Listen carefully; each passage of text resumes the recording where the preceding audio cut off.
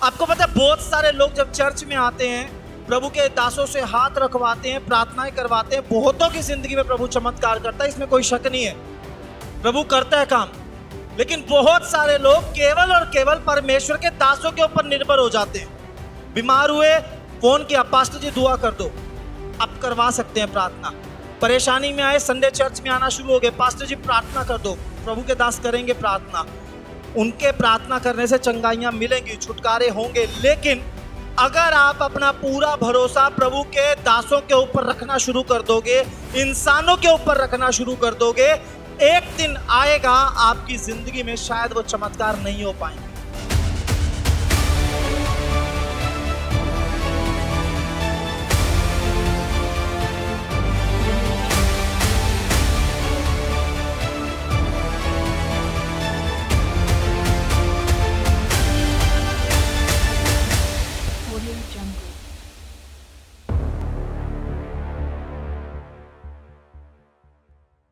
परमेश्वर सचमुच में प्रार्थनाओं को सुनने वाला, उसका उत्तर देने वाला, उसके अनुसार हमारी जिंदगी में बड़े बड़े कामों को करने वाला परमेश्वर है।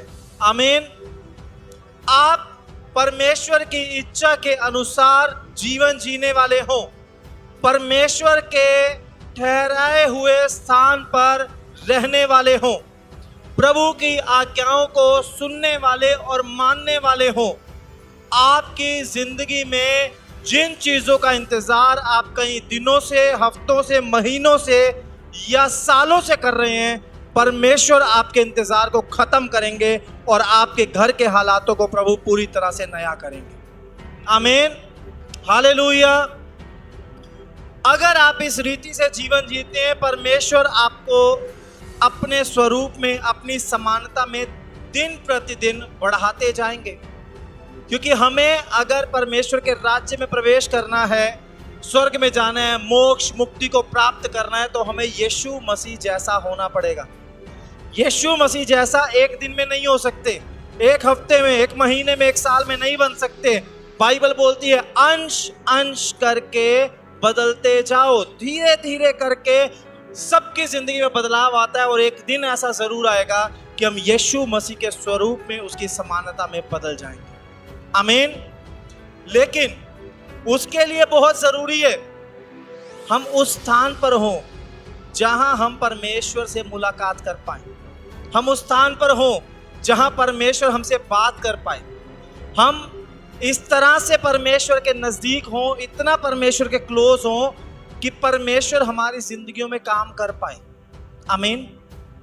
एक ऐसा व्यक्ति बाइबल के अंदर है जिसने बहुत लंबा समय अपनी जिंदगी में चमत्कार के लिए इस्तेमाल किया, लेकिन जिस स्थान पर चमत्कार होते थे उसने वो स्थान नहीं छोड़ा और उसी स्थान पर वो इंतजार करता रहा, प्रभु के इच्छा के अनुसार बना रहा और एक दिन आया, प्रभु ने उसके जीवन को पूरी तरह से नया बना दिया। आइए उस व्यक्ति के बारे में पढ़ेंगे। हम निकालें यूहन्ना रचित सुसमाचार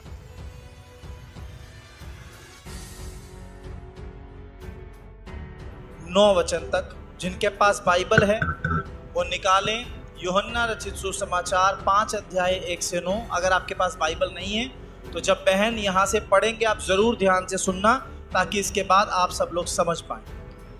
इन बातों के पश्चात यहूदियों का एक पर्व हुआ और यीशु यरूशलेम को गया। यरूशलेम में भेड़ फाटक के पास एक कुंड है जो अब्रानी भाषा में बैतसदा कहलाता है। उसके 5 ओसारे हैं। इनमें बहुत से बीमार, अंधे, लंगड़े और सूखे अंग वाले पानी के हिलने की आशा में पड़े रहते थे, क्योंकि नियुक्त समय पर परमेश्वर के स्वर्गदूत कुंड में उतरकर पानी को हिलाया करते थे। पानी हिलते ही जो कोई पहले उतरता वे चंगा हो जाता था, चाहे उसकी कोई भी बीमारी क्यों ना हो। वहाँ एक मनुष्य था जो 38 वर्ष से बीमारी में पड़ा था। यीशु ने उसे पड़ा हुआ देखकर और यह जानकर कि वह बहुत दिनों से इस दिशा में पड़ा है, उससे पूछा, क्या तू चंगा होना चाहता है? उस बीमार ने उसको उत्तर दिया, हे प्रभु,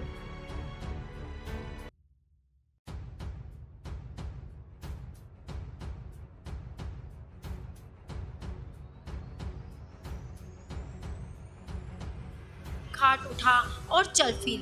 वह मनुष्य तुरंत चंगा हो गया और अपनी खाट उठाकर चलने फिरने लगा। आमीन। आमीन। सब बोलो हालेलुया। एक त्योहार है यरूशलेम में और पूरे देश के लोग यरूशलेम में आए हुए हैं। जैसे हम दिल्ली में हैं ऐसे ही उस समय यरूशलेम था राजधानी।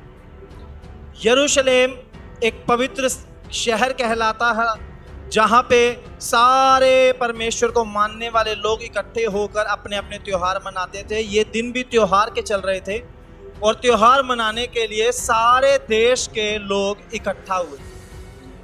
वहाँ पे उस त्योहार में यीशु मसीह भी अपने चेलों के साथ आए, लेकिन यीशु मसीह खुशियाँ मनाने वालों के बीच में नहीं गए जहाँ लोग नाच रहे थे, खा पी रहे थे, मौज मस्ती कर रहे थे, घूम फिर कर रहे थे, अपनी लाइफ को एंजॉय कर रहे थे। प्रभु यीशु मसीह उस शहर में आने के बाद भी उन लोगों के पास नहीं गए। यीशु मसीह एक दूसरी जगह गए। उस जगह का नाम था बैतसैदा। बैतसैदा मतलब दया का घर। क्या नाम है उस जगह का? दया का घर। दया के घर के बारे में एक मान्यता थी कि वो एक तालाब है। उस तालाब के किनारे बहुत सारे बीमार लोग हर समय पड़े रहते थे और एक मान्यता थी कि परमेश्वर के पवित्र स्वर्गदूत आकर पानी को हिलाते हैं और पानी के हिलते ही जो पहला व्यक्ति उस जगह में उस हिलते हुए पानी में उतर जाता था वो चंगा हो जाता था, चाहे उसकी कोई भी बीमारी क्यों ना हो। अंधा है तो आंखें खुल जाएंगी, लंगड़ा है तो टांगे ठीक हो जाएंगी, गूंगा है तो जुबान से बोलने लगेगा, बहरा है तो सुनने लगेगा, कोढ़ी है तो शुद्ध हो जाएगा। जो भी बीमारी क्यों ना हो, स्वर्गदूत पानी हिलाएंगे, जो कोई पहले उतरेगा वो चंगा हो जाएगा। यहां पे एक व्यक्ति और मिला है। उस व्यक्ति को लकवे का रोग है, हिल डुल नहीं सकता, चल फिर नहीं सकता। वो भी इंतजार में है, पानी हिलेगा, मैं पानी में उतरूंगा और मैं चंगा। बोलो हालेलुया। क्या सोच के आया होगा घर से? मैं जाता हूं, दया के घर में जाके बैठूंगा, परमेश्वर की दया मुझ पे होगी और मैं वहां से चंगा होके लौट आऊंगा। जब वो बीमार हुआ होगा, लकवे का रोग हुआ होगा, हो सकता है 19-20 साल का हो, 25-30 साल का हो, क्या सोच के आया होगा? कुछ दिनों में मैं ठीक हो जाऊंगा। ज्यादा से ज्यादा कुछ हफ्ते लग जाएंगे, बहुत ज्यादा लंबा समय होगा, कुछ महीने लग जाएंगे, मैं ठीक होके जल्दी आ जाऊंगा। परिवार के लोग भी साथ गए होंगे, चल कोई नहीं हम तुझे साथ लेके चलते हैं। उतरेगा कैसे? हम तुझे उतारेंगे उस पानी में, चल हम तेरे साथ चलते हैं। पानी हिला, ये उठाकर लेकर जा रहे, इनसे पहले कोई दूसरा उतर गया, चंगा हो गया, अपने घर चला गया। घर वालों ने सोचा कोई बात नहीं, दोबारा स्वर्गदूत आएंगे, दोबारा पानी हिलाएंगे, हम उसको उस टाइम उतारेंगे। अगली बार फिर स्वर्गदूत आए, फिर पानी हिला, फिर से ये लेकर जा रहे हैं उसको, फिर से कोई पहले उतर गया, क्योंकि पहला व्यक्ति ही चंगा होता है। ये फिर रह गया।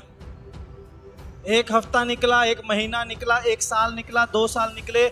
घर वाले धीरे धीरे करके पहले 10 आए होंगे, फिर 5 रह गए होंगे, फिर 2 रह गए होंगे, फिर 1 रह गया होगा। आज 38 साल बीत चुके हैं और इसके पास कोई ऐसा व्यक्ति नहीं है जो पानी के हिलने पे इसको पानी में उतार दे। जब हमारे जीवन में कोई परेशानी आती है, दुख आता है, मुसीबत आती है, समस्या आती है, तो बहुत सारे लोग हमारा साथ देने के लिए खड़े हो जाते हैं। पड़ोसी आ जाते हैं, रिश्तेदार आ जाते हैं, जानकार आ जाते हैं, दोस्त आ जाते हैं, ऑफिस के लोग आ जाते हैं। अरे क्या हो गया, कैसे बीमार हो गया, हॉस्पिटल में पता लेने आएंगे, घर में थोड़े से काम में हेल्प भी करवा देंगे। लेकिन ये काम ज़्यादा टाइम नहीं चलता। ये काम चलेगा कुछ दिन, ज़्यादा से ज़्यादा कुछ हफ्ते चल सकता है। उसके बाद धीरे धीरे धीरे धीरे लोग अपनी डेली रूटीन में हो जाएंगे। लोग आपको फ़ोन करके पूछना भी बंद कर देंगे, आप ठीक हुए या नहीं हुए, आपको ज़रूरत है या नहीं है, क्या मैं आपकी कुछ मदद कर सकता हूँ या नहीं कर सकता हूँ। धीरे धीरे जैसे जैसे समस्या को लंबा समय होगा, लोग आपको छोड़ते चले जाएंगे। इसके साथ यही हुआ। 38 साल के बाद एक भी ऐसा इंसान नहीं है, ना इसका बेटा, ना बेटी, ना माँ, ना बाप, ना भाई, ना बहन, ना पड़ोसी, ना रिश्तेदार, एक व्यक्ति इसके साथ ऐसा नहीं है जो पानी के हिलने पे इसको पानी में उतार दे, लेकिन फिर भी ये दया के घर में बैठा है, ये सोच के एक दिन आएगा और मेरे ऊपर भी परमेश्वर की दया हो जाएगी। बोलो हालेलुया। प्रभु यीशु मसीह एक दिन आए, पर्व मनाने आए थे, पर यीशु मसीह ने सोचा चलो वहां चल के देखते हैं क्या हो रहा है। उस तालाब के किनारे कौन कौन बैठा है, कितने कितने समय से बैठा है। यीशु मसीह गए, यीशु मसीह को पता चला एक आदमी बैठा है, 38 साल हो चुके उसको यहाँ बैठे, आधी से ज्यादा जिंदगी उसने यहाँ बिता दी, चंगा ही नहीं हुआ। यीशु मसीह ने उससे पूछा तू चंगा भी होना चाहता है कि नहीं? यहाँ से तो कितने लोग चंगे हो के चले गए अपने घरों में, तू अभी चंगा नहीं हुआ, क्या हुआ? चंगा होना चाहता है? इसने ये नहीं बोला हाँ मैं चंगा होना चाहता हूं, इसने बोला प्रभु मेरे पास कोई मनुष्य नहीं है जो पानी के हिलने पे मुझे पानी में उतार दे और मैं चंगा हो जाऊं। इंतजार कर रहा है कोई आएगा मेरी मदद करेगा और तब मुझे चंगाई मिलेगी।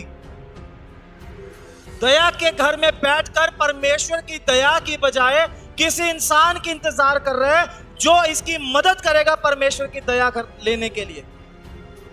आपको पता है बहुत सारे लोग जब चर्च में आते हैं, प्रभु के दासों से हाथ रखवाते हैं, प्रार्थनाएं करवाते हैं, बहुतों की जिंदगी में प्रभु चमत्कार करता है, इसमें कोई शक नहीं है, प्रभु करता है काम। लेकिन बहुत सारे लोग केवल और केवल परमेश्वर के दासों के ऊपर निर्भर हो जाते हैं। बीमार हुए, फोन किया पास्टर जी दुआ कर दो, आप करवा सकते हैं प्रार्थना। परेशानी में आए, संडे चर्च में आना शुरू हो गए, पास्टर जी प्रार्थना कर दो, प्रभु के दास करेंगे प्रार्थना। उनके प्रार्थना करने से चंगाइयां मिलेंगी, छुटकारे होंगे। लेकिन अगर आप अपना पूरा भरोसा प्रभु के दासों के ऊपर रखना शुरू कर दोगे, इंसानों के ऊपर रखना शुरू कर दोगे, एक दिन आएगा आपकी जिंदगी में शायद वो चमत्कार नहीं हो पाएंगे। क्योंकि परमेश्वर चाहता है आप उसके ऊपर निर्भर रहना सीखो। आमीन। किसके ऊपर निर्भर रहना है? परमेश्वर के ऊपर। चमत्कार कौन करता है? पास्टर नहीं करते चमत्कार, कौन करता है? परमेश्वर करता है। चाहे पास्टर प्रार्थना करे, चाहे आप प्रार्थना करो, चमत्कार परमेश्वर को करने हैं। परमेश्वर ही चमत्कार करता है। बोलो हालेलुया। ये इंतजार कर रहा है कोई इंसान मेरी मदद करेगा और चमत्कार होगा।